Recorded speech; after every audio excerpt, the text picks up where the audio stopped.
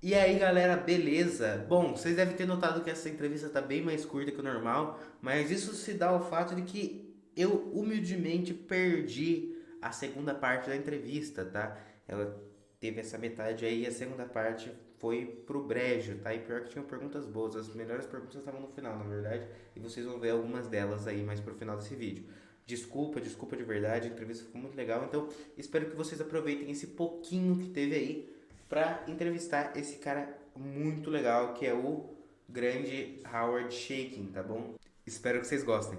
Hi guys, how are you? This is Kaiser and today I'm here with a great comic book artist known by his work in American Flag, DC, and Marvel. He worked with great genius as Neal Adams, Wally Wood, Gil Kane, and more. I'm here with the great Howard Chaykin. How are you, sir? I'm good. How are you, Kyle? Good to see you. I'm perfect and I'm happier now, you know. And I'm very surprised because you're pronouncing my name very good, and everybody asks how pronounce it, you know. So How else would you pronounce it, but Kyle? I don't know. It's Kai, it's correct, but the people say something like Caio or I mean, I am reasonably fluent in Spanish, and I can read Portuguese with difficulty. Okay. Portuguese is a language with fewer cognates than it appears. Yeah. I mean, Portuguese always, when I was a young man, when I first heard Portuguese spoken, my first time in Brazil, Oh, nice. it sounded to me like Spanish spoken by a German. Uh-huh. And but it's a difficult language because it's the Yeah, it is. There's the M has a totally different sound, and the bon dia. It's a different collection of words. Yeah, and it's different than Spanish, right? The people think that I mean, it's Italian and Spanish have a relationship. Yeah, But Portuguese is a world apart. It's a different language. yeah, exactly. So how can we proceed? Let's move on from Portuguese to something else. Okay. I'm being called by spam risk, these bastards. Oh, there's no problem. There's no problem. Okay, I have a couple questions here, a few questions, and I will make, and you can answer as you want. So, I'm sorry. Where? Here it is. Okay. Go ahead. Okay, okay. So to start, the question is always the same. Who are you? In what sense? In the sense of your career, what you build, you know? I'm a cult figure. I've never been a star in comic books because I don't share the enthusiasms that the audience has. Yeah. When I was a younger man, when I was a kid, I grew up reading superhero comic books, then first the Weisinger books, then the Marvel stuff. Yeah. I was a Golden Age collector, an EC collector. And by the time I became a working professional, I discovered two things. A, my skill sets were not up to the level required to do superhero comic books. And B, my interest level in that work wasn't particularly high. And by the time my skill set caught up with my interest, I was no longer interested in doing either. So I had to find some other way to make a living in the context of mainstream comic books. Unlike a lot of my colleagues, I never put aside whatever feelings I might have had with the material to find a character that I could identify with myself for 3 years, 2 years to build a fan base. Instead, I'm interested in short form material, preferably, because I like to do stories with characters who evolve and change. And in the context of comic books, change is defined by a change of a costume, yeah, or a different girlfriend, and that's not change in my world. And I've never seen the Everybody Dies movie, but they're not really dead movie. And I saw bits and pieces of it over someone's shoulder on an airplane when it was in general release. And I realized that Marvel comic books and just general comic books in general don't take death seriously. And I take death very seriously. I'm old and I'm close to death, so I got to take it seriously. Most people in comic books read comic books for the same reason they smoke marijuana or eat chocolate. It's comfort food. It's comforting. Yeah. And I'm not particularly interested in comforting anyone. I don't really care. Yeah. And when you say Marvel stuff, what kind of Marvel stuff did you like on that time? When I was a kid? Yeah. I was obsessed with Jack Kirby's work. I've been a fan of Jack Kirby since I was 8, when I saw The Double Life of Private Strong, and then The Shield and the Fly. I loved that work, and I loved his Challenges of the Unknown. And when I found him doing the Fantastic Four, I was obsessed with Marvel forever. I loved Steranko's stuff. I was a big fan of Jack Kirby and Steranko, and of course of Gil Kane. When I was a kid, it was all like Gil Kane, Joe Kubert, Carmine Infantino, and Alex Toth. And when I became an EC collector, I discovered guys like Johnny Craig, Bernie Krigstein, and Harvey Kurtzman. I wasn't quite sophisticated enough at that age to really appreciate Kurtzman's work, but within short order, I realized that Kurtzman was one of the 3 great men in comics in their various disciplines. He was the first great writer of comics after Will Eisner, and he was the first great cover artist after Reed Crandall. He's an astonishing talent. So, you know, I was steeped in mainstream American comic books, but when I became a professional, I wasn't good enough to do them. And when I got good enough, I lost my interest in bothering. So I found something else. Nice. And you always mention the Gil Kane as your principal inspiration, right? Your main influence. So yes, my work doesn't look anything like Gil's. I don't have his sense of hyperbole. I'm much more restrained, and I also try to create a more realistic world than he did. His work was very generic. Yeah. His work was all about dynamism. Gil was a guy who spent the first 20 years of his career trying to figure out who he wanted to be when he grew up. Yeah. And ultimately, when he re-educated himself and rebuilt himself professionally, I'm of the mind that of all the people who were doing Jack Kirby inspired work at Marvel in the 60s and 70s and 80s, Gil was the best of those people. I'm not as huge a fan of John Buscema as everybody is. I find he's a perfectly talented draftsman, but his work doesn't inspire me to own it.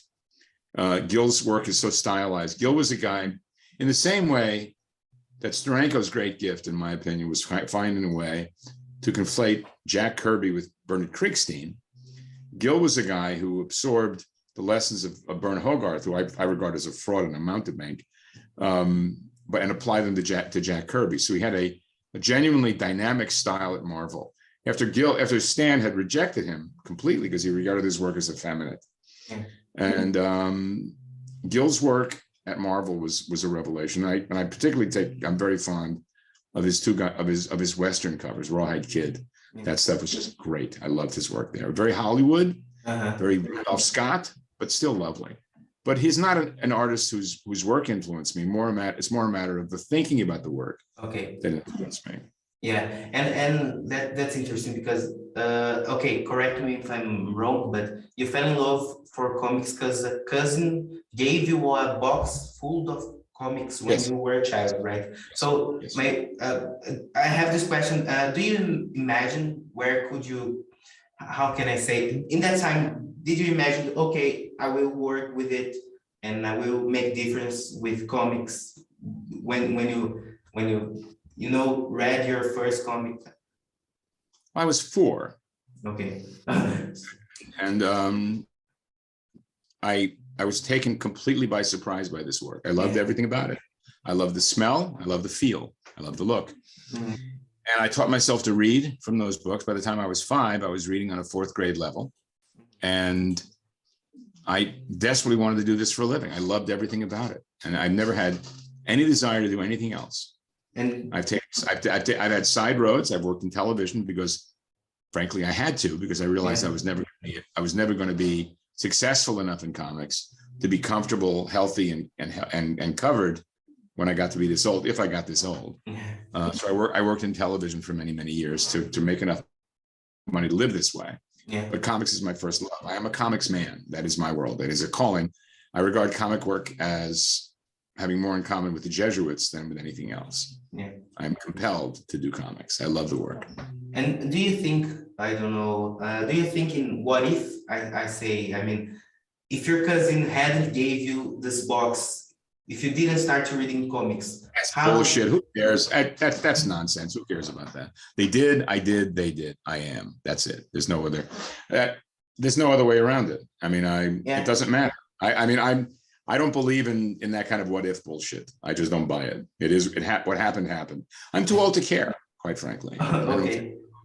Yeah, I understand. I'm your grandfather's age. So, Okay.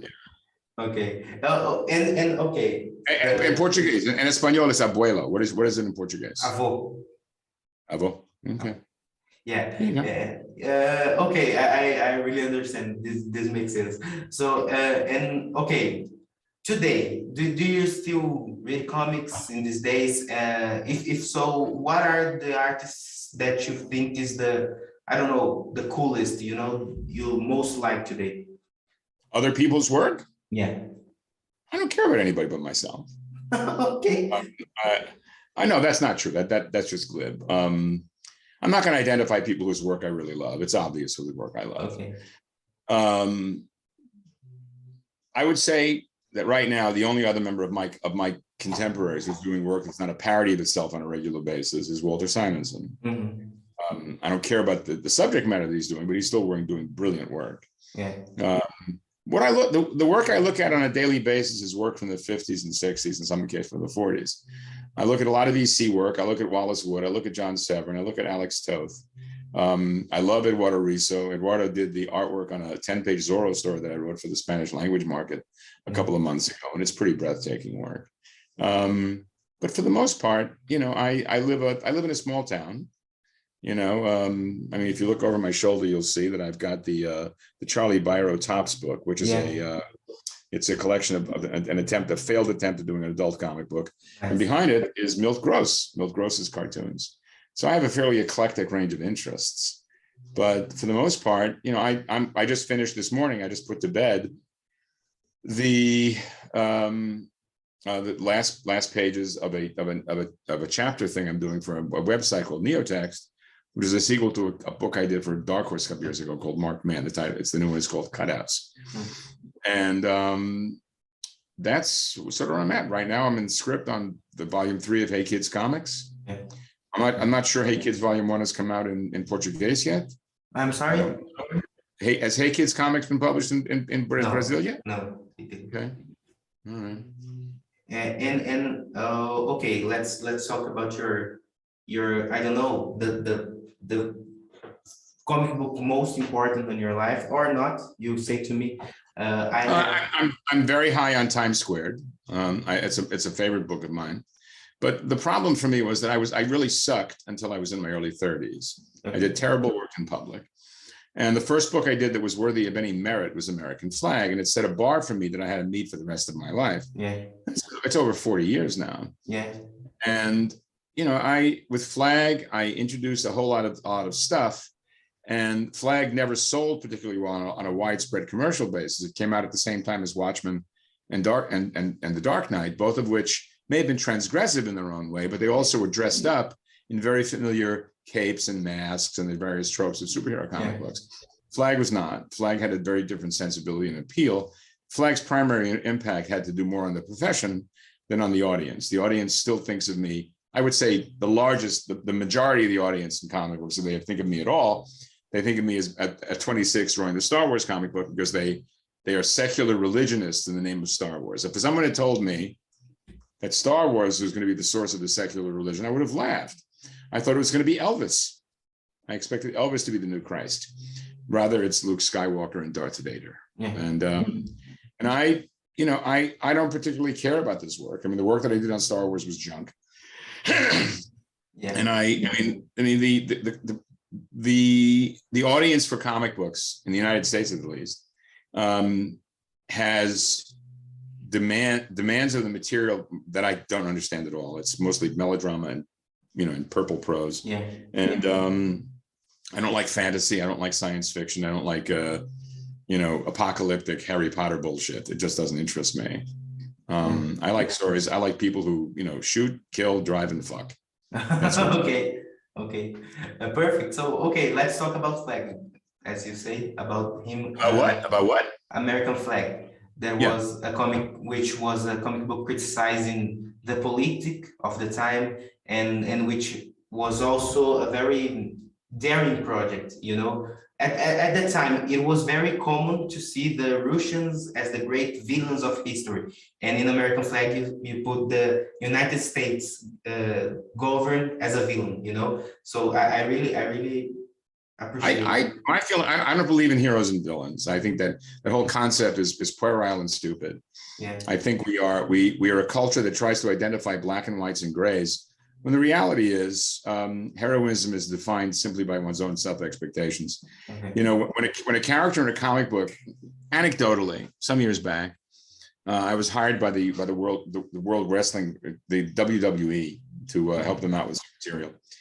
And I try to explain to the people who were essentially writing there, because they're all written, they're just not very well written, that the good guys and bad guys, the good guys and heels in wrestling, were not really heroes or villains. They were self-identifying. Okay. And that the hero is defined by the acts that he engages in the service of others. Okay.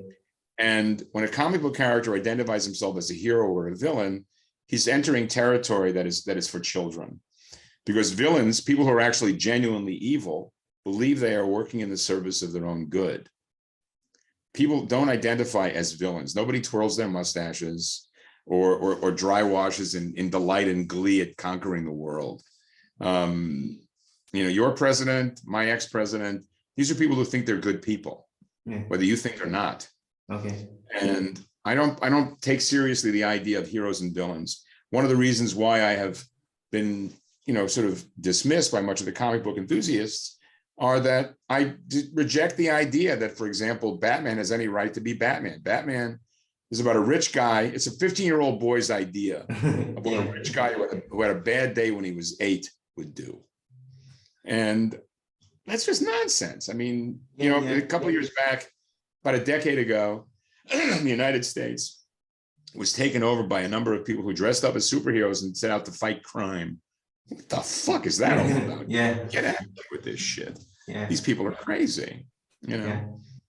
So I mean, comic books have been, because of the massive success among civilians of the Marvel movies, have now become a medium.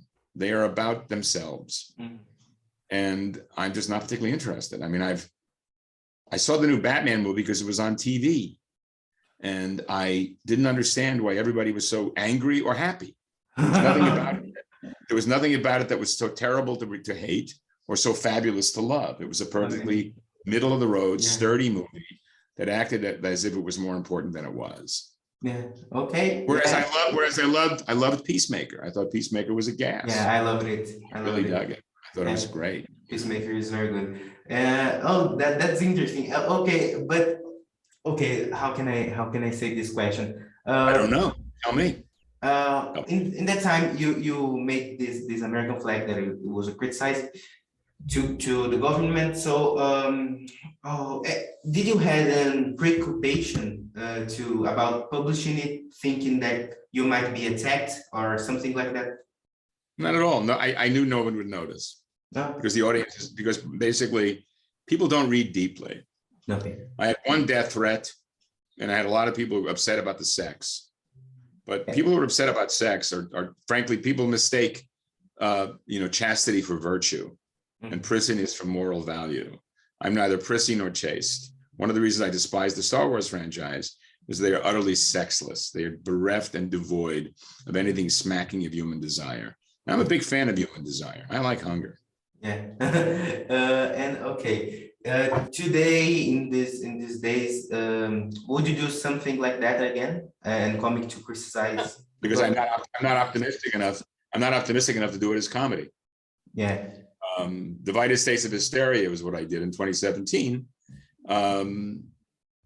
which met with a great deal of anger because again, that thing about change. I had a character introduced in the first issue who changes profoundly, and it changes the world around her over the 6 issues. But people attacked the book having read the first issue without following through. And many people who attacked it never read the book at all. They just took at face value what they'd heard from friends. And it makes me have contempt for that part of the audience who found it. And many of my colleagues as well. I hope they all die and taste their own blood. Okay. Okay. Yeah, that's very. I hold a grudge like bloodstains on silk. Okay. I am Yeah. not, I never forgive. Okay, I understand. Okay.